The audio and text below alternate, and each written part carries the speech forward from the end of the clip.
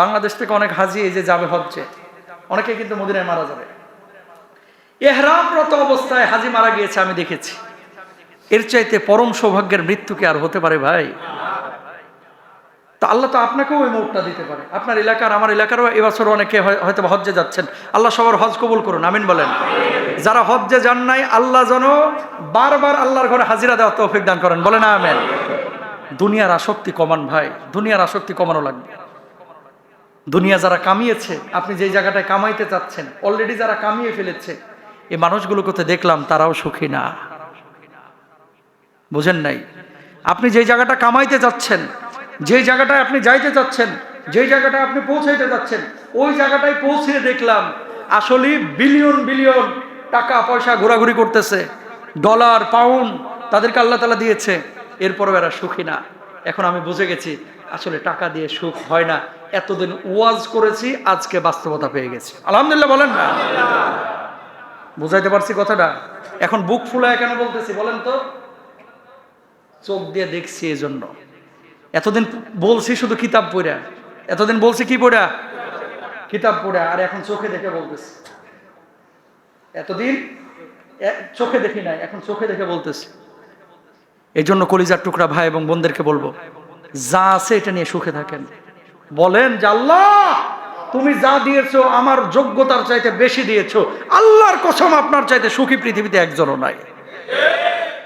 আর কি চান? আপনি সুস্থ মানুষ, আপনি সুস্থ মানুষ।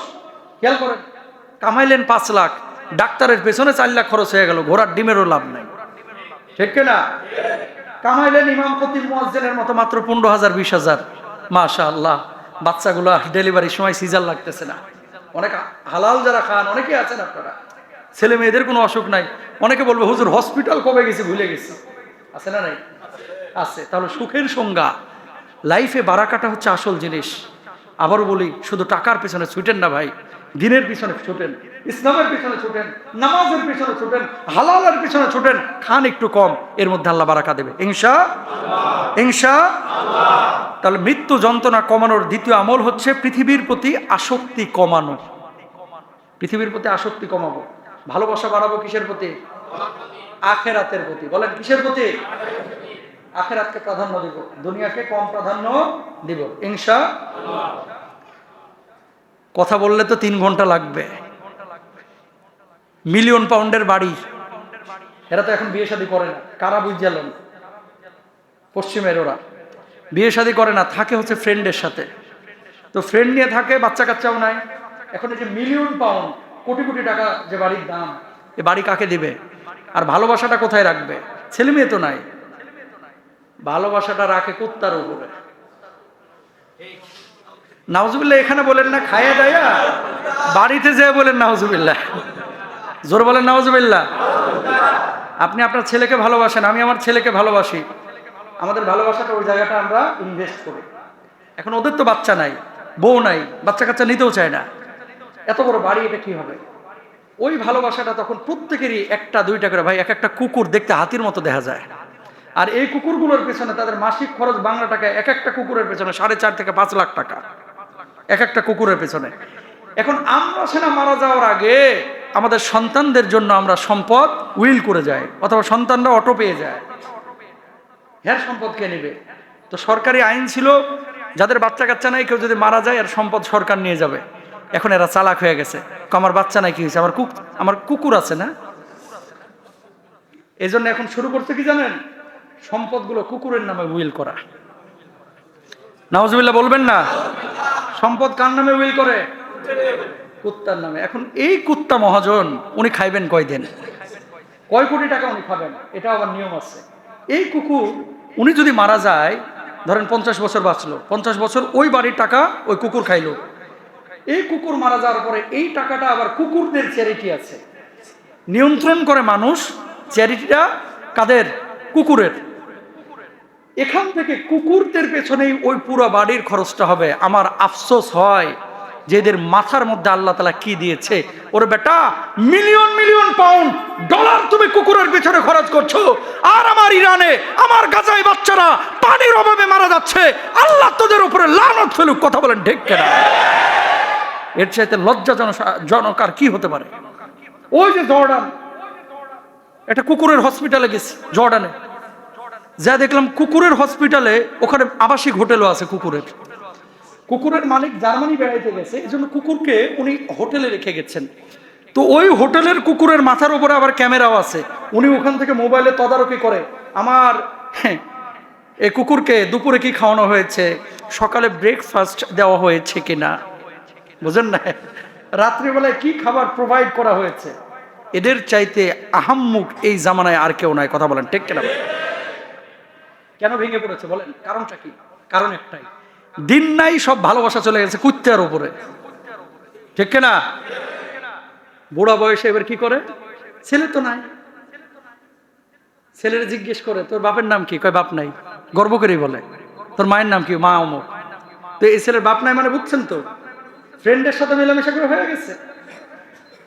এটা দোষের কিছু না ওদের দেশে, কিন্তু ইসলামে জায়েজ নাকি না জায়েজ? লিভ টুগেদার যেটা বাংলাদেশে এখন চলছে, জায়েজ নাকি না জায়েজ? বিয়ে করে নাই, এখানে গার্মেন্টসে কাজ করতে আসছে, এখানে আয়সা জামাই স্বামী স্ত্রীর মতো থাকতেছে, আসলে জামাই বউ না, আসছে রংপুর থেকে। এরকম রংপুরে ফাইলে একটা ফিটে আছে, আমরা তুলে আলাইবেন। কোন রংপুর, লালমনিরহাট, দিনাজপুর, নীলফামারী, সৈয়দপুর, রাজশাহী, ওইদিকে সিলেট, মানে কোন জেলার কোন মানুষ যদি ধরতে পারেন এরকম, এদেরকে ওই বাড়িতে থাকতে দিবেন না, কারণ ওই বাড়ির উপরে সারাক্ষণ জেনাহের লানত পড়ে। কথা বলেন ঠিক কিনা? দরকার দেখবেন যে তোর কাবিনের কাগজ দেখা বেটা, সন্দেহ লাগলে সবাইকে না, আবার খবরদার, আল্লাহ তাআলা এই জাতির উপরে লানত পাঠাবেন যারা এই ধরনের লিভ টুগেদার করে।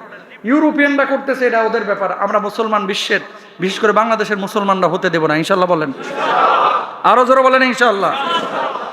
তাহলে দেখেন, আপনি যে এত টাকা পয়সার কথা চিন্তা করতেছেন, ওরা তো অনেক পয়সা কামাইছে, পয়সা কামায়া এখন শেষ বয়সে এসে আশ্রয়টা পাচ্ছে না, মানুষ মারা যায় কেউ আসে না ভাই, কোটটাই পরে ওই যে পুড়াইতে নিয়ে যায়, ছেলেও কান্দে না, মেয়েও কান্দে না, একটু মনটা খারাপ থাকে, আর বুড়া বয়সে চলে যায় সাগরের পাড়ে ক্যারাভ্যান নিয়ে, ওই সাগরের পাড়ে বসে বসে মৃত্যুর প্রহার করে, কেউ কারো খোঁজ রাখে না।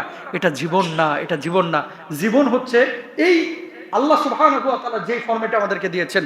আল্লাহ রাব্বুল আলামিন, এই যে মুরব্বী যখন যাচ্ছেন, নাতি এসে জড়ায় ধরতেছে গলাটায়, হ্যাঁ, নাতি আইসা নানা চলো আমার বাড়িতে, এই যে মায়াগুলা, এগুলো কিন্তু সিস্টেমেটিক। মুরব্বীরা যদি দাদা নানা যারা আপনারা আছেন, নাতি নাতির এই সাপোর্টটা না পেলে আপনারা আরো বেশি অসুস্থ হয়ে যেত।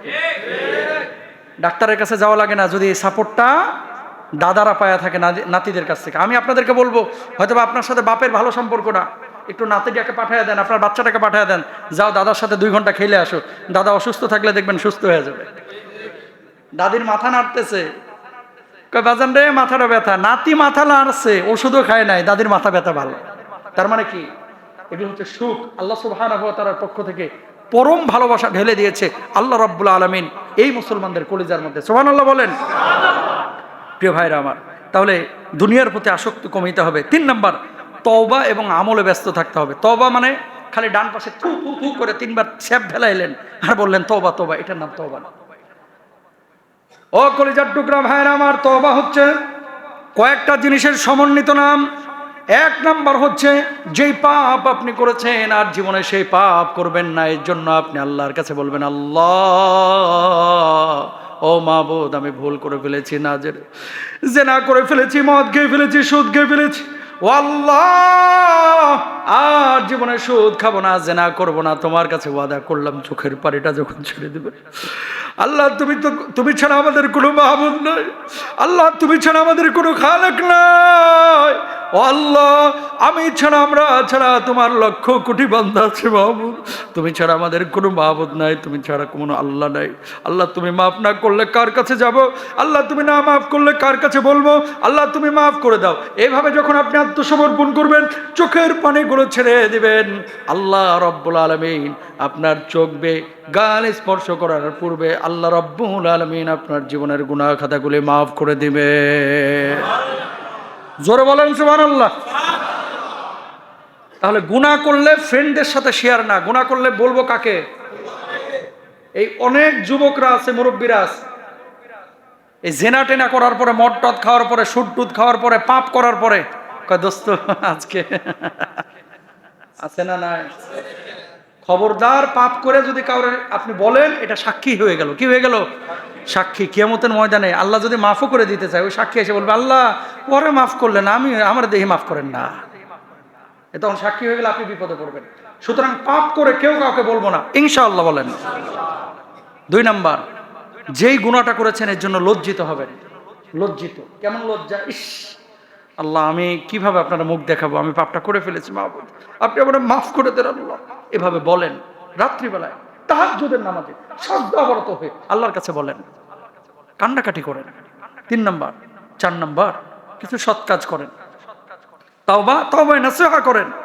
এমন তওবা যে আল্লাহ আপনি ছাড়া তো আর কেউ আমার মাফ করতে পারবে না, কেউ তো আর নাই মাহবুদ, কার কাছে আমি যাব?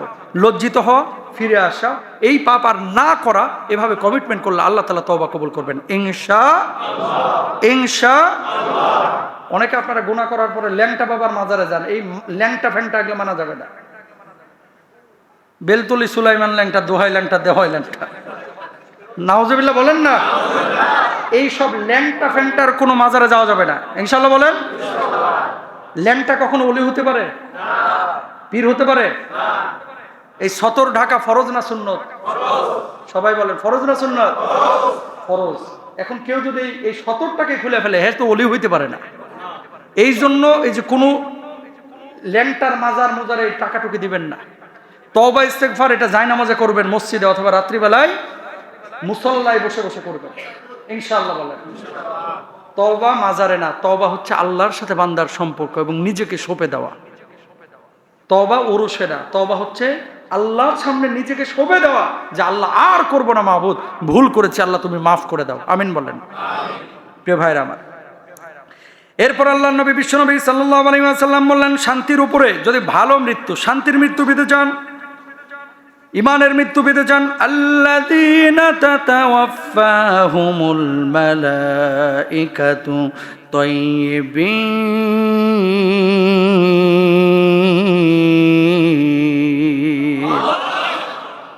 যাদের ফেরেশতারা পবিত্র অবস্থায় নেই, তারা বলে তোমাদের উপরে শান্তি বর্ষিত হোক। যখন আপনার রূহটা কবজ হবে, যদি আপনি ঈমান নিয়ে মরতে পারেন, সাদা শুভ্র পোশাক পরা এমন কিছু ফেরেশতারা জান্নাতি নাজ নিয়ামত নিয়ে আপনাদের সামনে হাজির হবে আর বলবে, ও আল্লাহর বান্দা, রব্বুল আলামিন তোমার উপরে খুশি হয়েছে।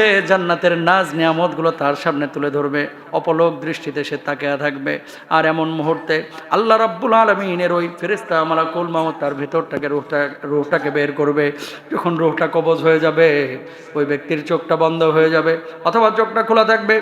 মা সন্তানকে দুধ পান করানোর সময় বাচ্চা যেমন ঘুমন্ত অবস্থায় থাকে, মুখ থেকে স্তনটা টান দিলে যেমন বাচ্চা বুঝতে পারে না, আল্লাহ রাব্বুল আলামিন ওই মুমিন বান্দার রূহ কবজের সময় এমন শান্তি বিরাজ করবেন, রূহটা কবজ হয়ে যাবে, ওই বাচ্চার মতো সে বুঝতে পারবে না। জোরে বলেন সুবহানাল্লাহ। বুঝতে পারবে না। এরকম শান্তির মৃত্যু আমার সব চাচা চাচি, আমার মুরব্বী ভাই বাবা যারা এখানে আছেন, সবাইকে আল্লাহ শান্তির মৃত্যু দান করুন। বলো না আমিন। আরো জোরে বলো না আমিন। কালেমা নসিব চান না মৃত্যুর আগে? সবাই চান তো?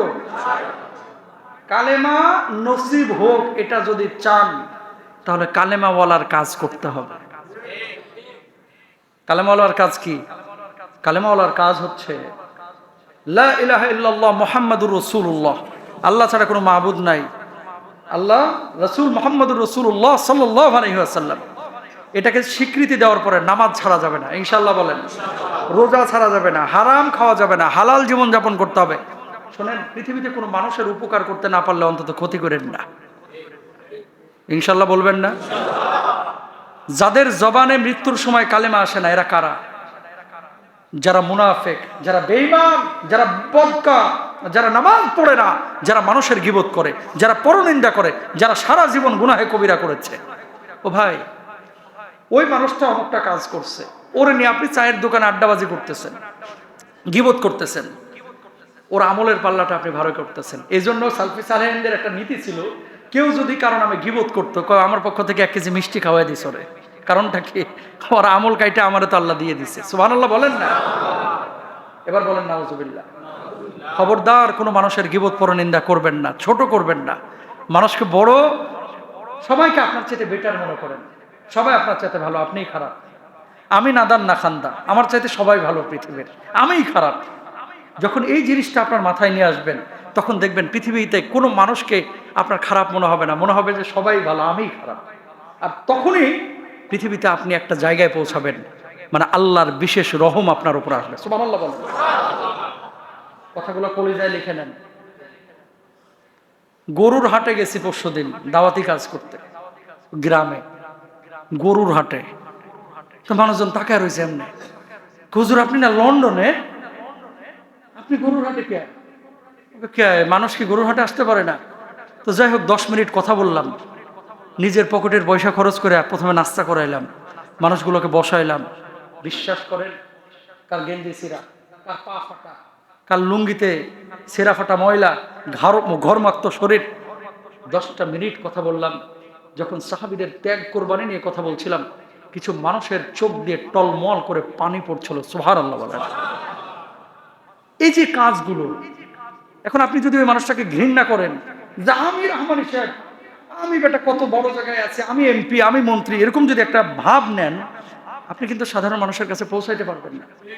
সাধারণ মানুষ এই ঘামওয়ালা শরীরের কাছে পৌঁছাইতে ওইরকম একটা মাথা লাগবে, হৃদয় লাগবে। কথা বলেন ঠিক কিনা? আবার একটু যারা বিপরীত মেরুর, এরা আবার সাইড থেকে কয় ঢাকায় কি চাকরি বাকরি নাই নাকি, গ্রামে এপরে রয়েছে। আপনার এলাকা তো এরকম 2-1 জন পাবেন। কেউ হুজুর কি অন্য জায়গায় খতিবি টতিবি পায় না নাকি, এখানে আবার চলে এলো দেখি। আল্লাহর কসম করে বলতেছি, জীবনের একটা পর্যায়ে যখন পৌঁছে যাবেন, দুনিয়ার সব নাজ নিয়ামত যখন আপনার সামনে চলে আসবে, যখন আপনি আল্লাহকে চিনে যাবেন, গোটা দুনিয়াকে লাত্তি মেরে আসবেন, আল্লাহ রাব্বুল আলামিন আপনার ইজ্জত বাড়িয়ে দিবে, আপনি পেছন থেকে টেনে কিছুই করতে পারবেন না। কথা বলেন, কি করবেন আপনি?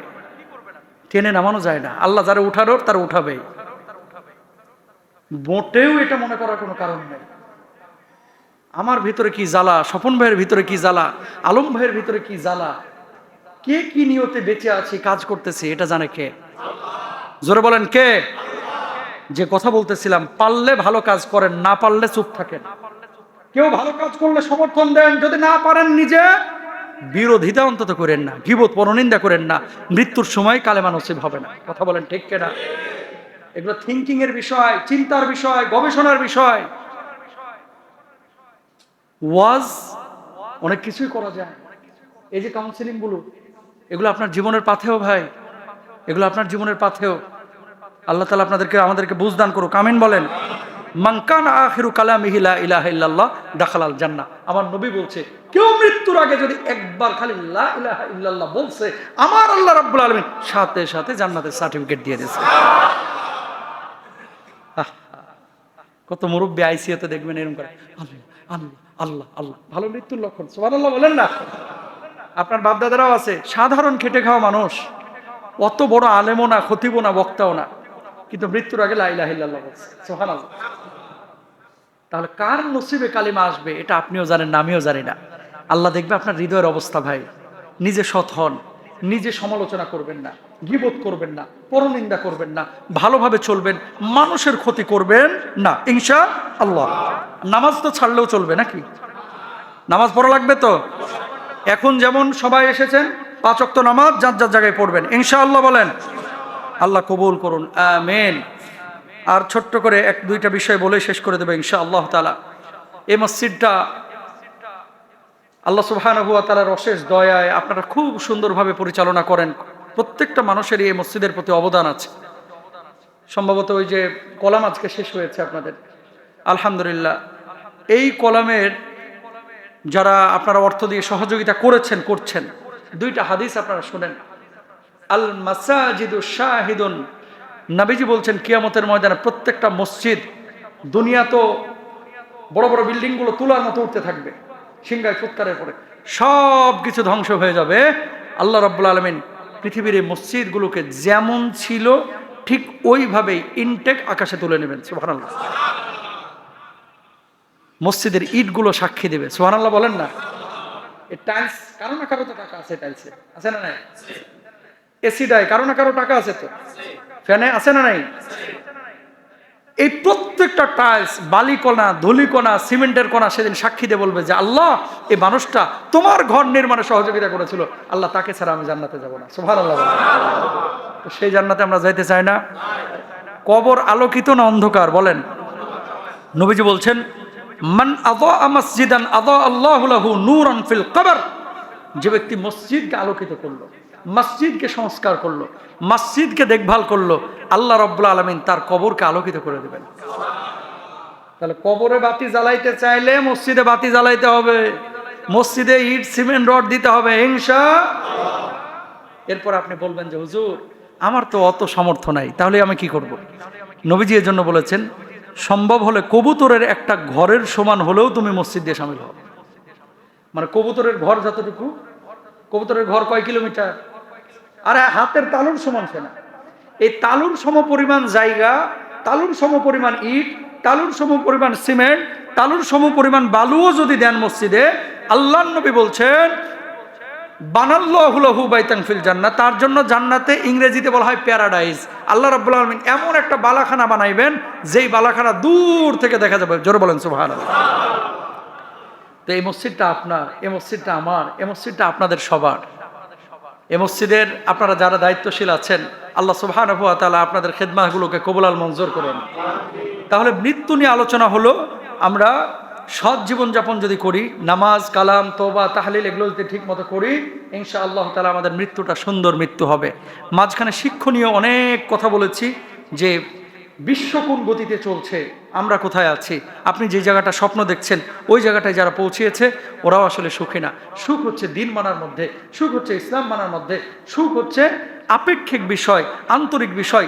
যতদিন আপনি সুস্থ সবল, আপনি সুখী মানুষ। আপনি অসুস্থ, আপনি বেমারি, আপনার পরিবারে বারাকা নাই, সন্তান কথা শোনে না, বউ কথা শোনে না, মেয়ে কথা শোনে না, কেউ পাত্তা দেয় না, লাঞ্ছনার জীবন, সম্মানের জীবন নাই, আপনি অসুখী। এই জন্য সম্মানজনক জীবনের জন্য হালাল খাইতে হবে, হারাম জীবনযাপন বর্জন করতে হবে। আল্লাহ তৌফিক দান করুক, সবাই বলে না আমিন। হাদা মা ইনদি ওয়াল ইলমু ইনদাল্লাহ আলাইহি তাওয়াক্কালতু ওয়া ইলাইহি উনীব ওয়া আখির দাওয়ানা আলহামদুলিল্লাহি রাব্বিল আলামিন। আসসালামু আলাইকুম ওয়া রাহমাতুল্লাহি ওয়া বারাকাতুহু। মসজিদের আজকে কলম শেষ হয়েছে, আমি দেখে এসেছি, আসার পরে উপরে গেলাম, অসুস্থ হয়ে যাবে, আল্লাহ রাব্বুল আলামিন তার জীবনের গুনাহ খাতাগুলো মাফ করে দেবে। অসংখ্য মানুষ আছে, আপনি খবরদার এই কথা বলতে যাবেন না তার অসুস্থতা দেখে যে কোন পাপ যেন করছিল এর লাগে এত কষ্টে মরতেছে। খবরদার এই কথা বলবেন না, ইনশাআল্লাহ বলেন না। সবার জীবনে তো গুনাহ আছে ভাই, আপনারও আছে, আমারও আছে, আছে না? আমার স্বপন ভাই আছে, আমার আশাফ ভাই আছে, আলম ভাইয়ের আছে, আমার কাউসার ভাইয়ের আছে, আমার সব ভাইয়ের কিন্তু গুনাহ আছে। এখন মৃত্যুর আগে কোন একটা আমল আল্লাহ আমার পছন্দ করে ফেলছে, যে আমলটার কারণে আল্লাহ চিন্তা করছেন যে আমার এই বান্দাকে মৌত দিমু নিষ্পাপ কইরা। তো আখিরাতের জিন্দেগি, কবরের জিন্দেগি, এটা তো বড় আযাবের জিন্দেগি। ওখান থেকে যাতে করে আযাবটা লঘু হয়, এই জন্য দুনিয়াতে 7 মাস যদি ফেলায় রাখে, তো ওই 7 মাস 7 বছর জাহান্নামে আগুনের চেয়ে পুরার চাইতে ভালো। কথা বলেন ঠিক কিনা? এই জন্য কোনো মানুষের অসুস্থতার কারণে খবরদার এই কথা বলবেন না, না জানি কি পাপ করছিল, এই পাপের খেসারত আজকে দিতেছে। আমি 2টা লোক পাইছি লন্ডনে, মদিনায় গিয়ে মরছে। একজন মরছে মদিনায়, আর একজন প্রতিমধ্যে, মানে মদিনা আর মক্কার মাঝখানে। আলহামদুলিল্লাহ বলেন। তো এটা তো অবশ্যই ভালো মৃত্যু। ভালো মৃত্যু কিংবা ভালো মৃত্যু না, ভালো মৃত্যু। কেন? আল্লাহ নবী নিজেই উমর রাদিয়াল্লাহু তাআলা আনহু দোয়া শিখিয়েছেন, আল্লাহুম্মা রযুকনি শাহাদাতান ফি সাবিলিক ওয়াজআল মাউতি ফি বালাদি রাসূলিক। আমিন বলেন সবাই। আমিন। আল্লাহ আপনি আমাদেরকে শাহাদাতের মওত দান করেন, বলেন আমিন। আমিন। আর জোরে বলেন আমিন। আমিন। আল্লাহ আপনি আমাদেরকে মদিনা মুনাওয়ারায় আপনার নবীজির রওজার পাশে মওত দান করেন, বলেন আমিন।